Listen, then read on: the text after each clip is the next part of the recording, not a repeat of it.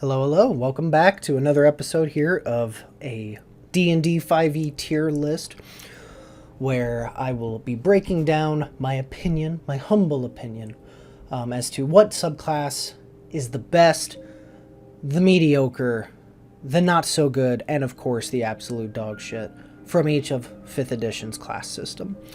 We're about halfway through, I do believe. We are checking out the Paladin today. Which is possibly one of my probably like top 3 or 4 classes, to be honest. And it's really, really good. And I think that my subclass tier listing is going to reflect that. So let's just go ahead and get started. So first off, my tier list. This hasn't changed, never will, at least unless I come up with something better. F tier means unplayable. That simply means that, hey, if your goal is to create a paladin that is really, really good at being a frontline fighter and whose abilities back up that mindset, then if it is an F tier, that means that there are abilities and things about this class that just make it not good for that role. And if you're anything like me, where if you play Dungeons and Dragons and you have an idea in mind, a character concept that you want to achieve, if you know that you're missing out on things or that it could be way, way better, then any subclass that does not meet those criteria, in my mind, are unplayable. All right, they are subclasses that are like, if you play this, you are accepting that you are going to be mediocre, situational, and just not useful in many situations. And I just can't live with that. D tier means situational at best. That means that, there's just some abilities that, like, they might be useful, they could be okay, but they are just so goddamn situational that you're going to be spending most of the time feeling mediocre. C tier, speaking of mediocre, that is what C tier is. However, I will say that they are at least decent enough, or they have enough good benefits going for them, that mediocre is like, the baseline. D tier is situational baseline, mediocre at best, where C tier, your baseline is mediocre. So you could play a C tier, and depending on the campaign, could even have it be a pretty decent little subclass. But most of the other time, we look at mediocre. B tier means not bad, but there is just something missing. All right, it's got a lot of stuff going for it, but there's just some things about it that are just like, damn, like, they got so close, but they missed the mark here. And that's our B tier. A tier, solid choice, you can't go wrong. Right, any A tier subclass is a subclass that will do what you want it to do, and it will be fun, and you will have the tools in your toolbox to go out and make a super awesome character concept, whatever it may be, if it would fit, in this case, a paladin. And then, of course, my S tier is the best subclass in the whole game. So let's go ahead and get right into F tier. F tier, there is none. Paladins are probably one of the most powerful frontline fighter classes in Dungeons and Dragons 5th edition. It is my argument that a paladin is better than a barbarian, and it is even better than most fighters. And the reason is, my excuse is because of magic. I've made this argument before in both my bard, why I believe the bard is the best class in the game, and why the barbarian is the worst class in the game, is because 5th edition is so goddamn magic heavy. There is so many reasons why magic outscales anything melee people can do, that magic solves so many problems, that anytime you can get spell casting, even if it's a half caster like your paladins, there's just, you get so much out of them that there's just no reason to not play them. You get so much utility.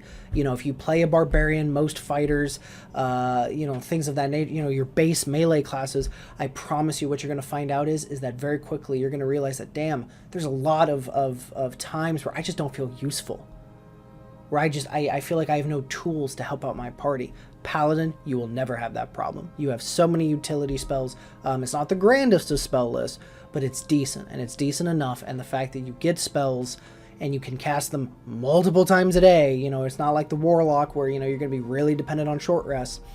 This is a fantastic class, so none of their subclasses will end up in F tier. All right, D tier. I didn't originally have this as a D tier. I originally had this as a C tier because, again, I thought that the Paladin alone was so good that I just couldn't explain why any of them would be in anything less than C. But I had it as far as I had everything written down, and I had everything kind of created, and I just started to record. And then when I got to this Paladin, and especially when it's compared to the other Cs, and especially like the Bs, there's just such a big gap between, in my opinion, this subclass and the others, that eventually I had to literally just stop and put this into D. So this is D tier, D plus, maybe almost C tier, but it's just, to me it's D tier because it's just so situational. And as we go through, hopefully this will become apparent. So, Watchers Paladin, all right, the Oath of the Watchers. All right, at 3rd level, you get your Channel Divinity. When you get this Channel Divinity, when you use it, all right, you can use it as an action, and you choose any number of creatures within 30 feet of you up to your Charisma modifier, and for 1 minute, you and those chosen creatures have advantage on Intelligence, Wisdom, and saving throws. This is great. All right, this is the ability that when I saw this, I went, holy shit, this is great. I'm definitely like, this has got to be a C tier, B tier Paladin. I'll admit, I've never played a Watchers, so I had to kind of go off of what I read. But as we go further, we're going to see that I started at like B tier, and just ability after ability after ability just kept dropping it. And I don't even have to go that far, because the very next sentence is going to prove it. Abjure the Extraplanar.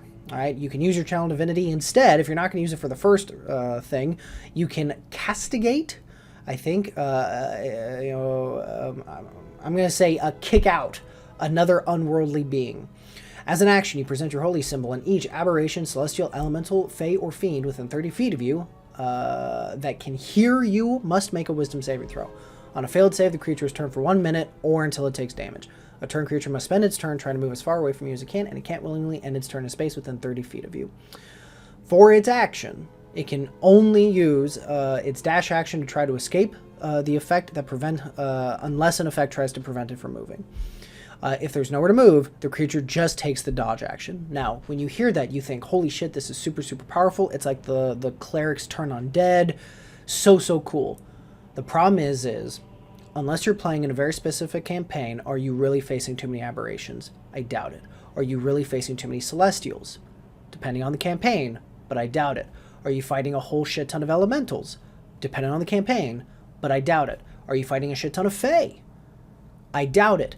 Fiend, maybe. I find that the fiends show up way more often than the others, but you see my point. You're not going to be seeing too many aberrations. You're definitely not going to be seeing too many celestials. And if you do, they're probably going to be good ones. All right, elementals, maybe. You do have things like methods, and actual, water elementals, fire elementals, things like that. They may show up from time to time. But for how cool this ability is, you just realize that, like, yeah, this is incredibly situational. And the sad part is this is one of those abilities where if you have a DM who kind of monitors what you're taking and what you do, this is such a powerful ability that I guarantee you, if your DM originally had a shit ton of demons, or not even demons, because it doesn't say abyssal. All right, so so it's not an abyssal creature. Just says fiends and fae. So if your DM usually throws out those kinds of things, I guarantee you one use of this, one big massive use of this, where a whole bunch of the enemies fail their save and then have to use the dash or dodge action. I guarantee your DM will not be using them in horde form like that ever again. He'll mix and match the enemies from that point forward. Not to mention, this is again reliant on your Wisdom saving throw, which, since this is a straight pally, which means that we're not thinking of multi-classing here, odds are your Wisdom is probably your second or maybe even third highest stat. I bet you your highest is your Strength. I bet you your second is either your Constitution or Wisdom. So yeah, it's decent, but it's very situational. All right, 7th level, you have Aurora of the Sentinel. You emit an aurora of alertness. When you or any creature of your choice within 10 feet of you roll initiative, you all gain bonus to initiative equal to your proficiency bonus. At 18th level, this range increases to 30 feet. Why does it increase range but not increase the number? I don't know. That makes me upset, because your proficiency bonus is not that big of a jump. All right, and the fact that it's like, okay, everybody has to stay within 10 feet of me. I mean, okay, that might happen more often than not.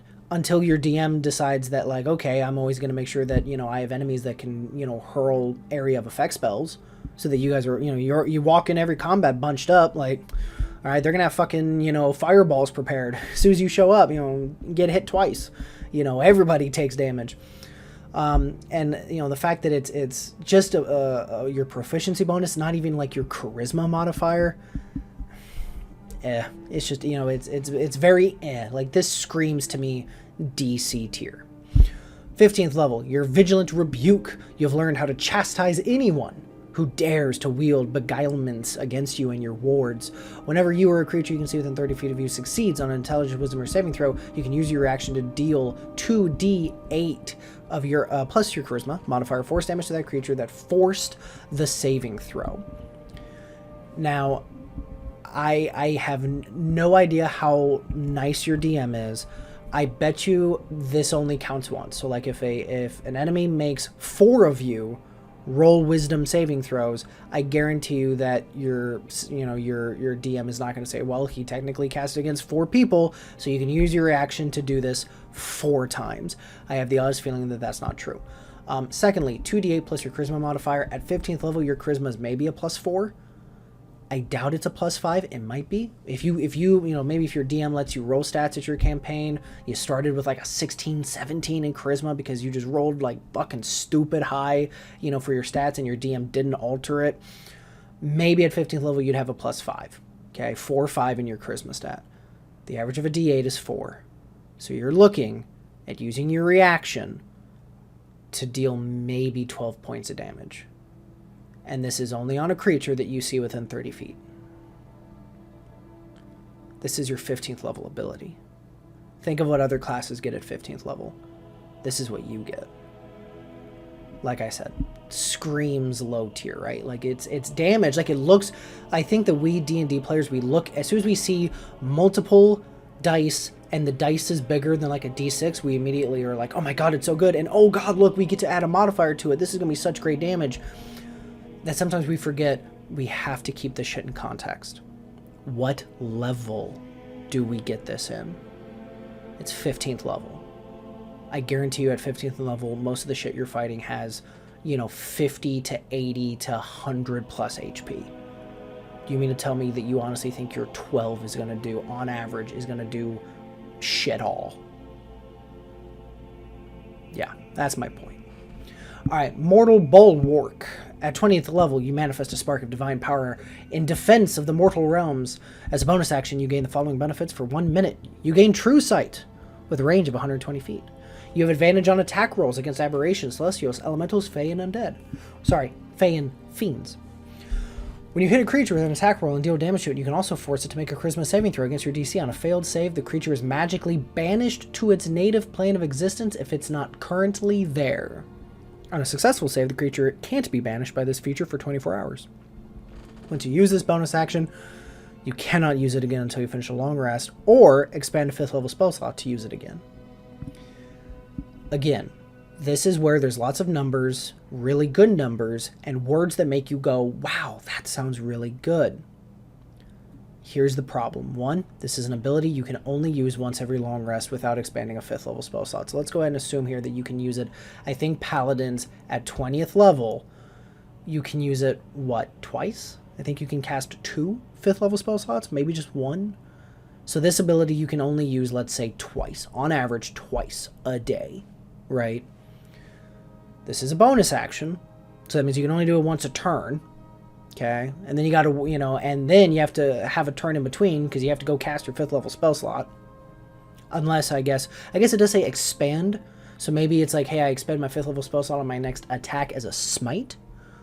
Maybe, I guess I could see that. That might be something. Although if I recall correctly, I think 4th level spell slot is the max because there is a max amount of D8s you can use on a smite. So, you may be using a 5th level spell slot, willingly using it, even though you're not gaining anything more for a smite. But, hey, technically it's considered expended, so you can reuse this ability. But True Sight out to 120 feet is not that big of a deal. And once again, I go right back to that challenge divinity. How many times are you fighting against an aberration? How many times do you honestly think you're going to fight a celestial, elemental, fae, or fiend? That's a wide range of things, and I respect that. All I know is that most of the time, the things that my party fights are things like undead. It's things like monstrosities. It's things like actual people. You know, it's humanoids. You know, there's no abyssal creatures here. So, yeah, there's just, it's situational. That's what this is. Now, if it works, it's fantastic. If you're going into a campaign where your DM has said, yes, this whole campaign is a invasion campaign where the far realm, things like Starspawn and Beholders and, all of these aberrations, aboleths, they are trying to come into this world. So, so that is what this campaign is about. Then all of a sudden, this Paladin, fucking amazing, right? But it takes that kind of campaign. A very, very specific campaign. This is why it's in my D tier. However, I will say, maybe it could be C tier if, again, you're in a campaign where these things are showing up, but this is where I put it. All right, moving on in here. C tier, the Glory Paladin. Channel Divinity. When you take this oath at 3rd level, you gain the following 2 Channel Divinity options. Perilous Athlete. As a bonus action, you can use your Channel Divinity to augment your athleticism. For the next 10 minutes, you have advantage on strength, athletics, and dexterity, acrobatics checks. You can carry, push, drag, and lift twice as much weight as normal, and the distance for your long and high jumps increases by 10 whole feet. How often does your DM make you high jump? All right, here's the one that might actually get used. Inspiring Smite. Immediately after you deal damage to a creature with your Divine Smite feature, you can use your Channel Divinity as a bonus action and distribute temp HP to creatures of your choice within 30 feet of you, which can include you. The total number of temp HP equals 2d8 plus your level in this class, divided among the chosen creatures however you like. Here's why this ability sucks more than you think it does. It's not bad, but it sucks more than what you think it does. 1, this is your Channel Divinity, which means the most you can do is once every short rest. Secondly, is that this only happens after you've smited a creature, which means you have to smite first. So basically, this ability costs you expending a spell slot and a smite. Okay. Third, it only works for creatures and yourself, thank you, within 30 feet, which is nice. But that 2d8 plus your level, that sounds like so much HP, right? But read the last sentence. Divided among the chosen creatures. This is not 2d8 plus your level for every individual person. You have to divide it out. The average of a d8 is 4. 4.5 technically, but 4, let's say. So this means that on average, especially if we're staying in like tiers 1 to 2, so, levels 1 through 10, that means the highest we can maybe account for is like maybe 14 to 18 HP, temp HP. Divide that amongst a party of what? 3 or 4 people? You're looking at like 4 to 5 HP per person. That's just not a lot. That truly is not as much as it makes it sound to be. So, it's not bad, but it's definitely not very good. Alright, 7th level. We have Aurora of Alacrity. You emanate an aurora that fills you and your companions with supernatural speed, allowing you to race across the battlefield in formation. Your walking speed increases by 10 feet. In addition, if you are incapacitated, the walking speed of an ally who starts their turn within 5 feet of you increases by 10 feet. When you reach 18th level, this range of aurora increases to 10 feet. So at 7th level, while other classes get really, really cool shit, you and your allies, at the start of combat, you gain 10 feet. And that's only when you're, next to each other. Yeah. Does that sound pretty empty to you? It does to me too. 15th level, Glorious Defense. When you reach 15th level, you can turn defense into a Sun Strike. When you or another creature you see within 10 feet of you is hit by an attack roll, you can use your reaction to grant a bonus to the target's AC against the attack, potentially causing it to miss. The bonus equals your Charisma modifier. If the attack misses, you can make one weapon attack against the attacker as part of this reaction, provided the attacker is within your weapon's range. You can use this feature a number of times equal to your charisma modifier, and you regain all expended uses when you finish a long rest. This is decent. This is a decent little ability, especially if you got to roll for your stats. You might have a charisma of a +3, maybe even +4 by 15th level. You know, if you and, say, a barbarian, or say you and a heavy armored cleric or heavy armored fighter are, standing neck and neck, being able to just granting them, as a reaction, to just grant them almost a shield, a +3 to +4 AC, that's only a couple of numbers below a shield spell. That might definitely be enough. That could, that's definitely a big enough number that could very well cause, a certain attack to miss. And when they miss it, you get to use your reaction to attack them. So not only do you help out your party, but you also get to do what most paladins are usually waiting to be able to do as their reaction, which is to do an opportunity attack. So, good ability, really it is a solid ability. Alright, Living Legend at 20th level. You can empower yourself with the legends, whether true or exaggerated, of your great deeds. As a bonus action, you gain the following benefits for 1 minute. You are blessed with otherworldly presence, and you gain advantage on all charisma checks. Once on each of your turns, you make a weapon attack and miss, you can cause that attack to hit instead. Fantastic. That's amazing, right? If you fail a saving throw, you can use your reaction to re-roll it, but you must use this new re-roll. Once you use this feature, you can't use it again until you finish a long rest, or if you expend a 5th level spell slot to use it again. So again, by 20th level, we could probably use this 2, maybe 3 times. This is good. This is really good. I love, you miss an attack, but you can hit it instead. So this could really come in handy. The enemy's getting low on HP, but it's going to happen, but next round it's going to bamf out, it's going to teleport away, or it's going to kill one of your party members, and you miss that first attack, but you decide, you say, nah, fuck it. I'm choosing to hit this. And now I'm going to use my 5th level spell slot to smite, so that now I've refreshed this ability. So for whatever reason this fight ends, if I get incapacitated, if whatever happens, well, I guess it doesn't say that. It doesn't say it ends if you get incapacitated. I guess just, hey, if for some reason there's a second fight after this, I've now refreshed this ability. This is great. The problem is that this is your level 20 ability, which isn't necessarily a bad thing. It's just, this is an ability that I bet you this is something you will only ever get to use with maybe the last fight of your campaign. I just find that most D&D tables, if you get to level 20, most tables, I'm not saying all, but most tables, they usually end it. They usually end the campaign once the players have reached 20th level. This is like the gift given for defeating the big bad. So you may not even, so I guess in a way, you may not even get to use this ability at all. So it's good, but you might really want to make sure that with your DM that you'll actually get to play at 20th level for a while, or else this ability is indeed pointless. All right. I think we will stop it here because I do like splitting my videos in half with part 1 and part 2. We just kind of blew through stuff very, very quickly because I feel like, most paladins are indeed, in the later tiers. So I'm going to end it here. Part 1, all right, the tier list of the paladins, we will call it done for now. Catch part 2 as we go into our Bs, our As, and of course, our S paladin subclass. I hope you learned something. I hope you enjoyed the video. And as always, I will catch you next time.